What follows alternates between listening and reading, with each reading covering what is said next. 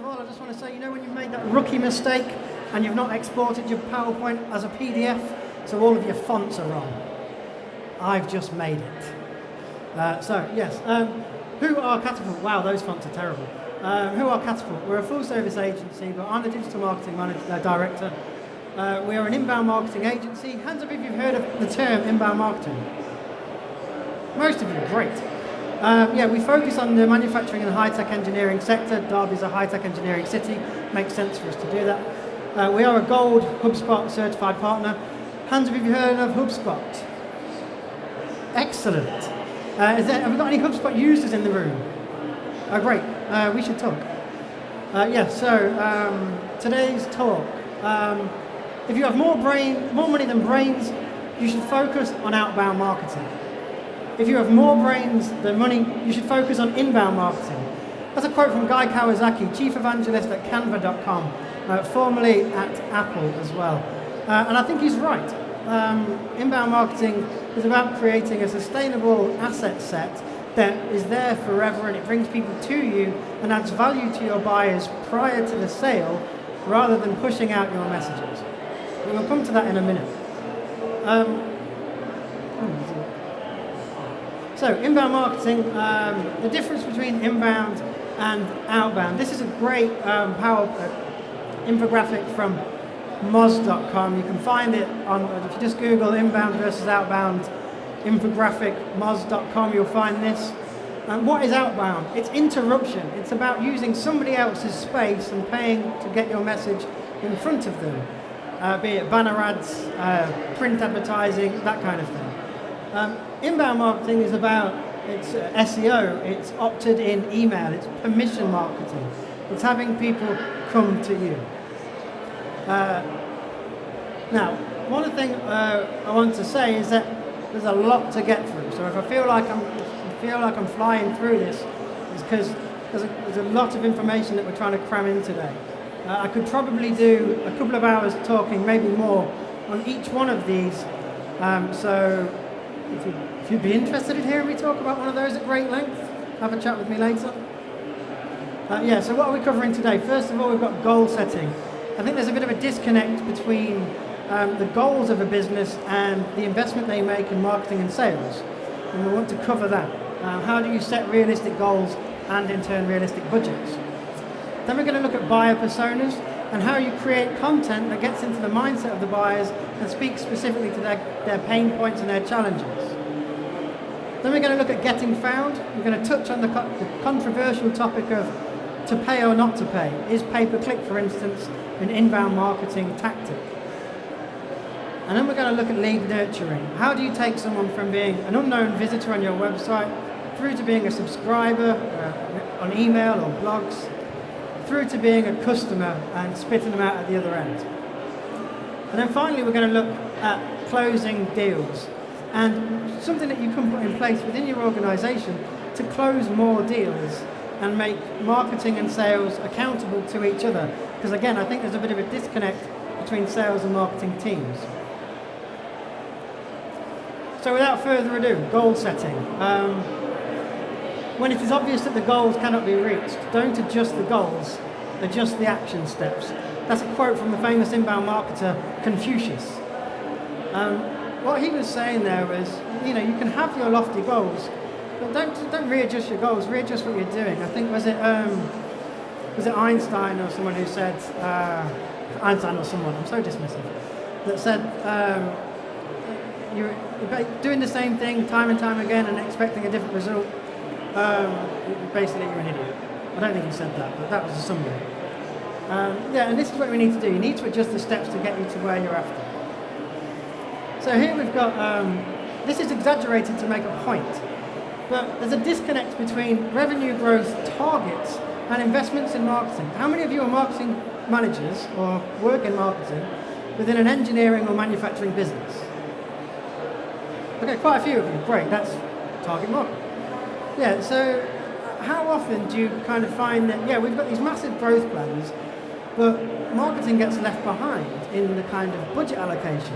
Often, the investment goes in sales. We'll just throw more sales staff at the problem. And that's kind of broken. we need to find a balance. We need to get the balance between sales and marketing much more aligned. We need to get them working together better, and we need to set realistic expectations and make marketing accountable. I'm a passionate marketer, and I want marketing teams at businesses to be accountable, rather than just being the teams that look after the website and order the brochures and manage the trade shows. No, you've got to be accountable to the commercial, to the bottom line and to the revenue growth. So what we need to do is we need to make sure that marketing has a role within the whole sales funnel.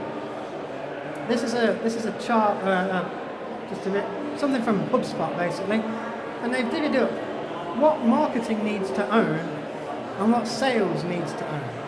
And marketing should be involved in everything from the website visitors to the subscribers to your blog and to your newsletter, through to the leads, and in this case we're talking about people who have given you more information than just their email address, through to the marketing qualified leads.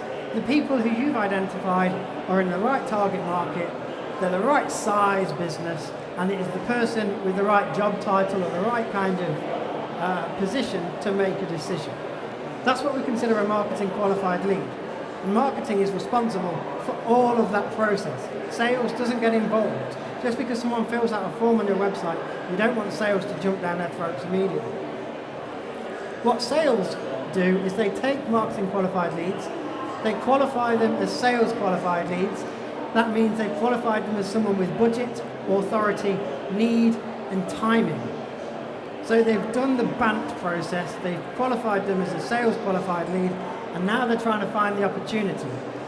And then ultimately they turn them into a customer. Now that's all sales.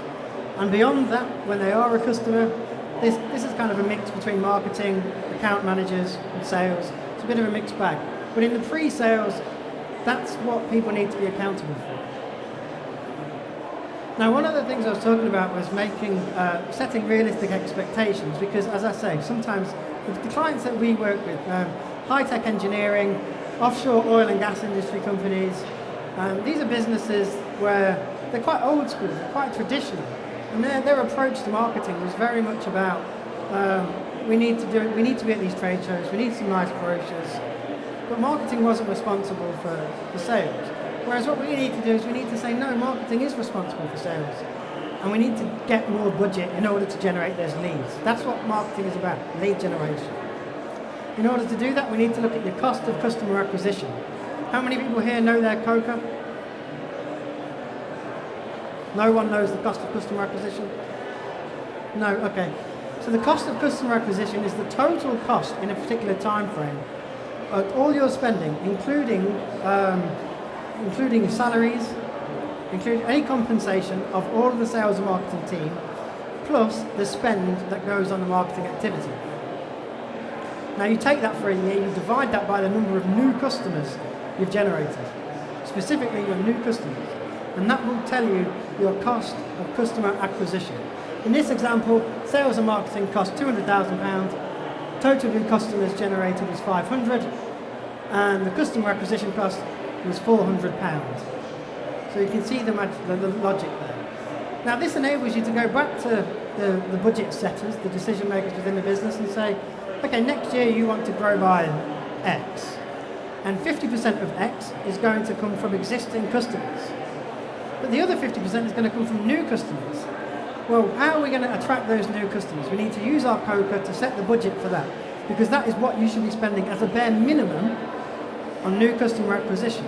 Unless, of course, you've got a wildly new strategy which is going to outperform last year, you're better off using that as your benchmark for for new customer acquisition costs. Does that make sense? Good. So when we talk about attracting these new customers, how are we going to go about doing that? It's all about the first thing you need to do with inbound marketing, and at the core of your inbound marketing, once you've set your goals and you know exactly how many website visitors you need to convert into X many leads, to convert into this many sales, once you've been through that process, a process I haven't touched on, but it's relatively easy, and you can speak to me afterwards about doing it, you need to set the buyer persona. The buyer persona sits at the heart of everything you do for your inbound marketing campaigns. It is what you'll reference for your content creation, it's what you'll reference for your media spending, it's what you'll reference for your social media activity. It does all of it. So, a buyer persona, what is it? A buyer persona enables you to create content that is for someone and not for everyone. You've got a specific buyer in mind when you create content. I want to come on to this in a minute, but how many of you have an active corporate blog? Just raise hands. Yeah, okay. And how many of you say that that is definitely, you can categorically say it has generated a customer through the blog? 1, 2, okay, 2 out of probably 10, I think. About 20% of those that you responded, which is an even smaller figure from the rest of them. Now the blog is going to be a fundamental to basically the whole operation of inbound marketing, but the buyer persona sits at the heart of what you create. Because the buyer persona allows you to have buyers that come to you. Buyers are going to come to you, they're going to find you, and you're going to help them make a decision on a make a purchasing decision. Now when you kind of create this, what are you trying to do with a buyer persona? What needs to be in there? Here's some bits. These are the kind of main points. What you're looking at is insights into their goals. What are they trying to achieve in their personal and their professional life? So let's say personal life, they might be director of the business looking for early retirement. Okay, that's one thing. In their professional life, they're looking to grow the business by X% in order to sell it, in order to fund their early retirement. Now, in order to sell that business, we need to generate X growth, and that consists of how many customers. They should have all of that down. Now, when you know that, you can start talking to those pain points and challenges, because there will be pain points along the way. How do they acquire those new customers, for instance? They might be a project manager. If you work in the engineering sector, there's a project manager trying to complete a project on time and on budget with minimum disruption. Now, if you know that's a pain point for them, you can create content around on time, on budget project delivery. Beyond that, you want to look at the demographic information. So that's information to do with them as an individual, age, what do they read, what kind of media do they read, what social media kind of activity do they get involved in. I'll stand here. What kind of media consumption do they have? What trade press do they subscribe to? All of that kind of thing. And then we want real quotes. The best place for real quotes is that first engagement with, look at your previous customers and look at the first email they sent you. Because quite often, your buyer will tell you what their problem is, why they're trying to overcome it, how they're trying to overcome it, and why they're speaking to you specifically. So they lay out this kind of, hi, I'm looking for X because of this, and you seem to fit the bill because of Y.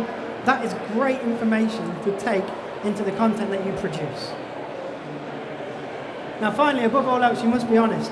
You've got to come up with a real buyer. Don't just come up with a fictional buyer who's, our buyers are engineering project managers. They have no pain points in the world and they have tons of money and they don't do any competitor research. Because that's a fictional representation. You'd be surprised when I speak to people, they're not honest and frank about their own business and the pain points and challenges of the people they're trying to sell to. So what does this kind of look like once you've done it? Once you try to bring this to life a bit? This is a real example from one of our clients. I've changed a few details, but this is for a high-tech offshore oil and gas engineering company, and their persona was Offshore Ollie. Now they work in the industry of decommissioning, platform decommissioning. That project, that piece of a platform well lifetime, it's right at the very end when they're getting rid of it. There is no profit in that job for the person who owns that platform. So they want to get the job done quickly and cheaply as possible because they're required to do it, but there's no real benefit to them as an organisation. Problem is, it's a relatively new piece in the industry. So trying to find people with strong case studies, people that they can trust to deliver and execute these campaigns, it's quite difficult because they don't have, these guys have been in the field for years, but they don't have the network of people that have done it because not many people have done it. So we know they struggle finding relevant companies to go to and speak to. So this points to their challenges. They have trouble trusting in supplier who they have the confidence to deliver, and their challenges are it's relatively new in the project phase, so track records are hard to find. That's a real pain point of theirs. Their experience. They have many years' experience in the field, and their demeanour. This is really important. What are they like to speak to? These guys are no bull. They don't muck around. There's no fluff. They're not interested in marketing. These are the last people in the world that are going to be interested in marketing. They want answers. They want solutions. They want to look you in the eye and see that you've been on an oil field yourself. So we as an inbound marketing agency have to be aware of that when we're creating content for them, because we can't put fluff and bullshit out there. We have to put good quality content that speaks to them, because they'll dismiss us and make us a laughing stock. Now once we know that, then we need to create this. This is a content plan. I'm going to spend a bit more time on this later on, but basically we map out content for where they are in the decision-making process. We break that down into 3 phases. You can go into much more detail, but it keeps it simple for our clients. We have awareness, consideration, and decision. We'll go into that in more detail in a bit.